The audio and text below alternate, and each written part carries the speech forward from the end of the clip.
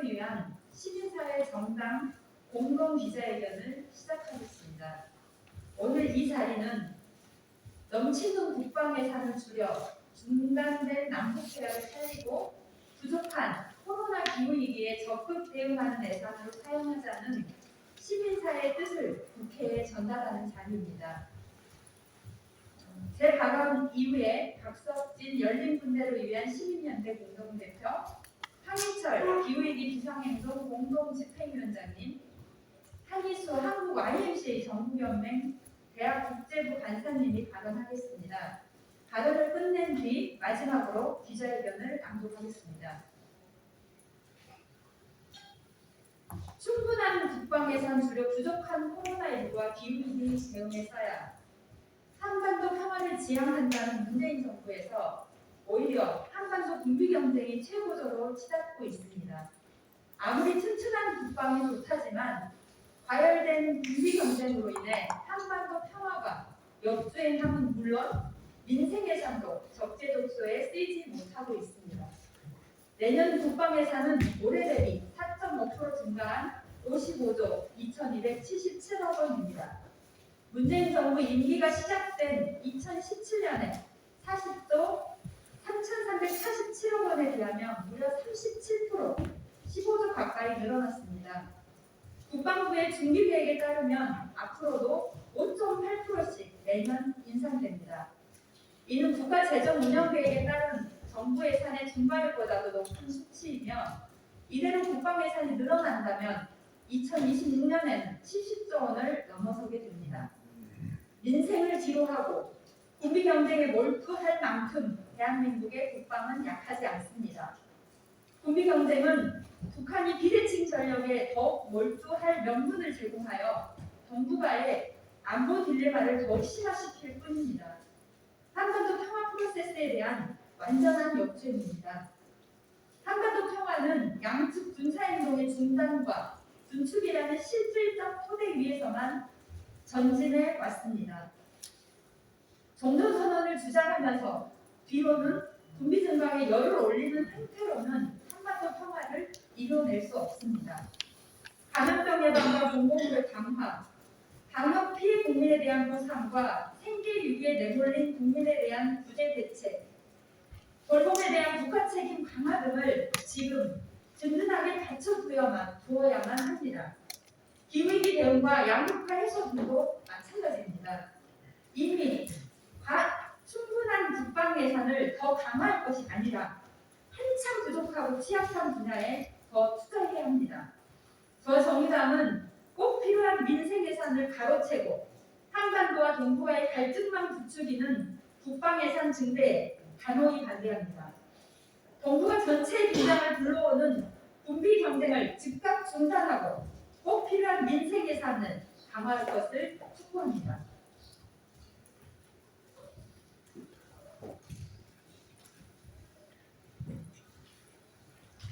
열린분대를 시민연대 설정입니다. 얼마 전에 언론 보도를 보게 됐는데 미국의 외교안보 전문이죠 토린 폴리시라는 곳에서 칼럼인데 남한 민주 세력은 왜 국방 강성하냐 이런 제목의 제 내용은 이제 의원님 말씀하셨다시피 이제 남한의 문재인 정부의 어떤 지속적인 군기 증강하는 건 중국적으로 짚고 있고요. 그렇게 약간 흥미로운 대목이 하나 나오는데 아까 얘기했냐 남한의 군사력 증강이 북한의 비핵화에 가장 상위 중요성을 두고 국제사회가 북한의 핵에만 집중하고 있다. 이런 이제 문장이 나와요.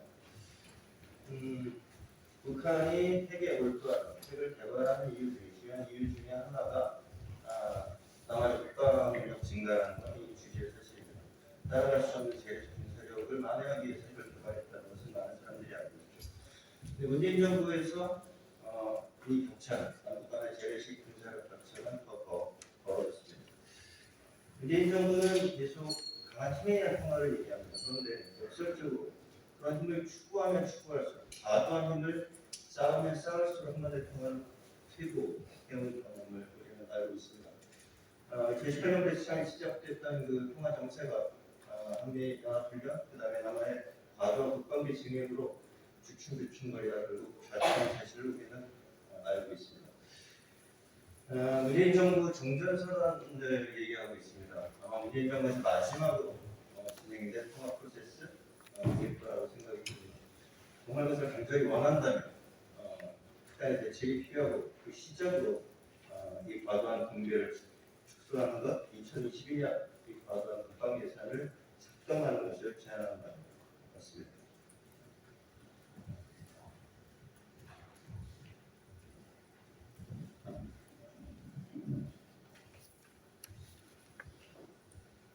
네, 기후위기비상운동의 공동집행위원장을 맡고 있는 황철입니다. 기후위기 너무나 심각하다는 거 다 아실 것 같습니다. 탄소 중립을 정부가 얘기하고 있습니다. 이런 정책에 있어서 가장 중요한 것은 말과 행동의 일치라고 생각합니다. 그리고 정부가 정책에 있어 어떻게 얼마나 의지를 갖고 있느냐를 보여주는 것은 그리고 얼마나 예산을 투여하느냐로서 보여준다고 생각합니다.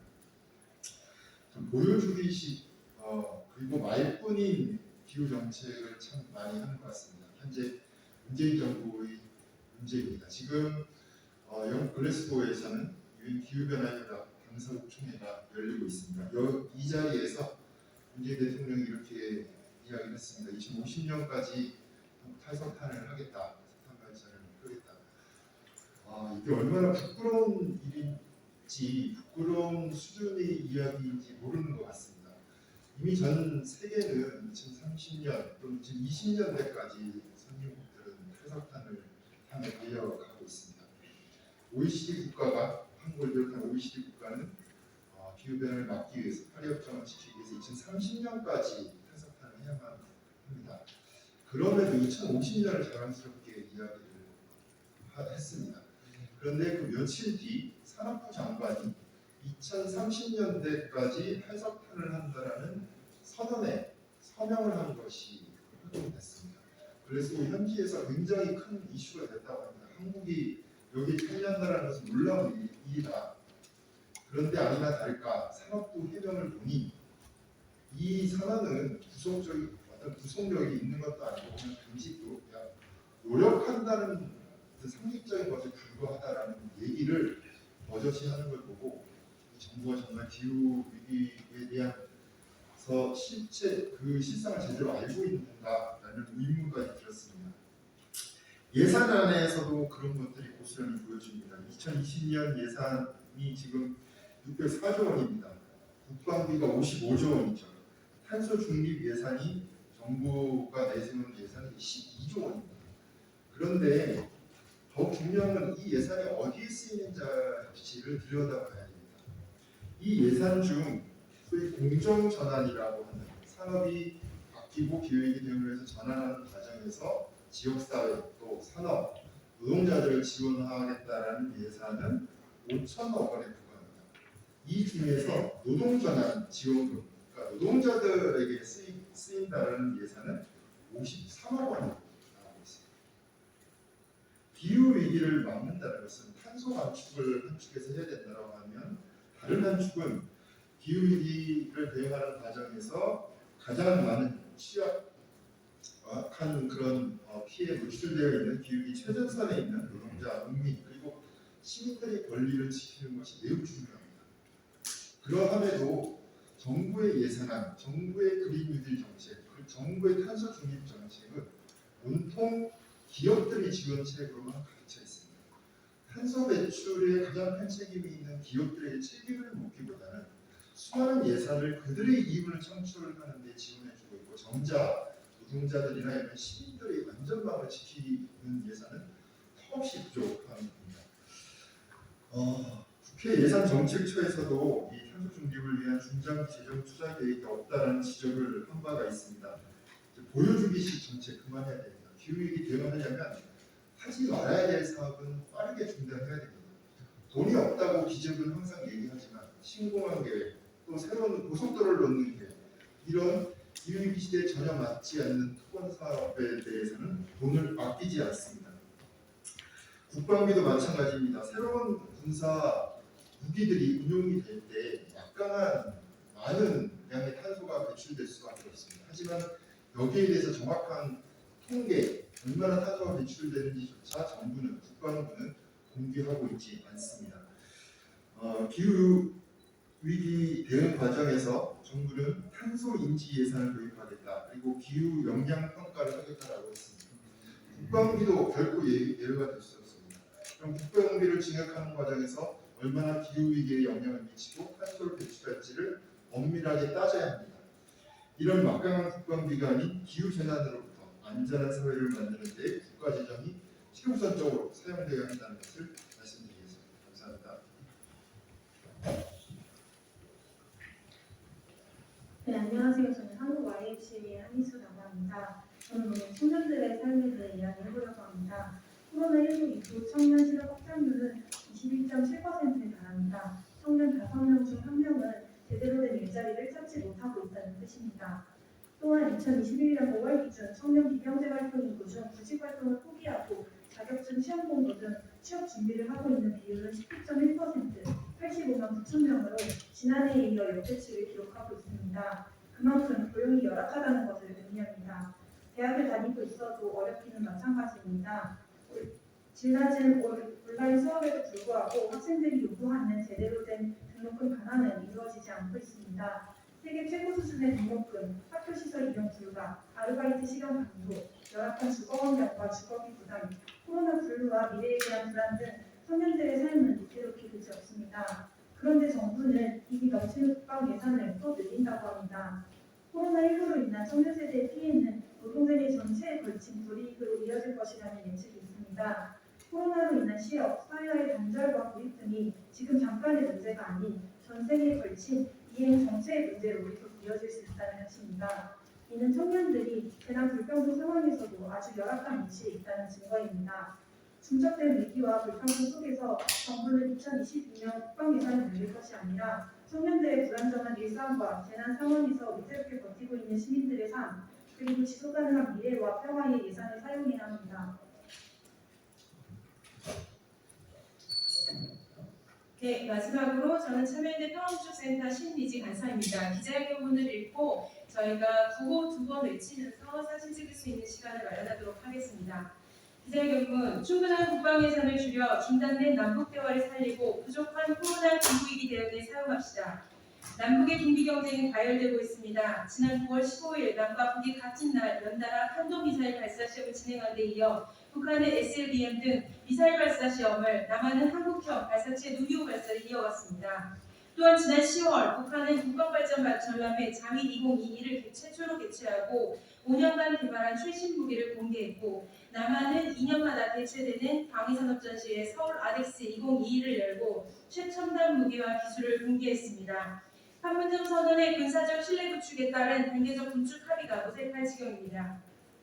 정부는 2022년 국방 예산으로 2021년 대비 4.5% 증가한 55조 2,277억 원을 편성했습니다. 정부안대로 확정될 경우 내년 국방 예산은 문재인 정부 임기가 시작된 2017년보다 무려 15조 원이나 늘어납니다. 또한 국방부는 지난 9월 2022-2026 국방 중기 계획을 통해 향후 5년간 약 315조 원의 국방 예산을 사용할 계획을 밝혔습니다. 이 계획대로라면 2026년에는 무려 70조 원이 넘게 됩니다.